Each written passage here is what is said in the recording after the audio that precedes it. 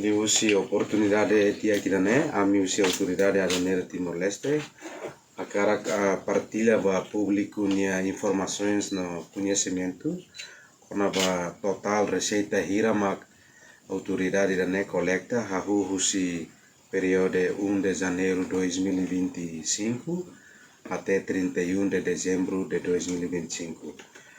Ami neste momento iha instalações que a office ba atual atendimento né iha hitu primeiro maka iha Batugade posto integrado fronteira Batugade ita coleta hamutu 2.543.941 dólares, 43 centavos. Depois mos ia atividade sira kona ba petróleo nia, nema ita bolu dia bayu undan offshore né.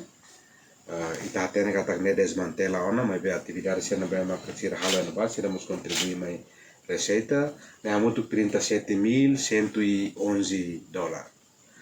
Depois ia aeroporto de Dili, be lor então usa bahala atendimento avião comercial sira sai no tama ba itinerai.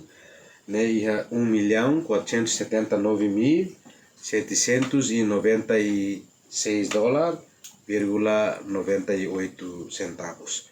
Depois mak Porto Tiba ne 116 milhões 201.445 dólares, 71 centavos.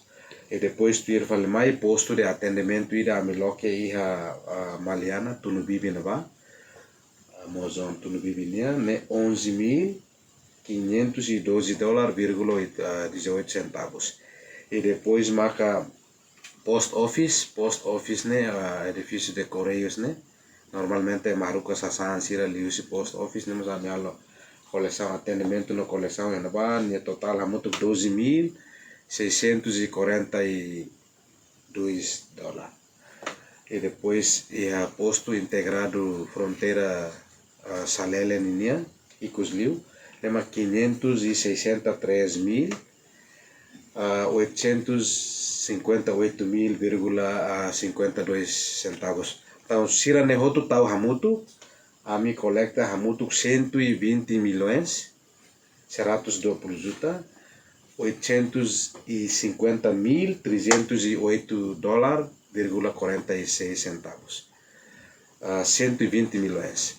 Ami tina ainda né ia tina kotu né hetang alvo ka target nebe governo liusi Ministério de Finanças particularmente macroeconômico sira hal previsão ba ami target né hamutu 119 milhões. Então a minha coleção 120.8 né significa a mi ultrapassa a alvo neve maka sira foba a mi iha tinangkotu.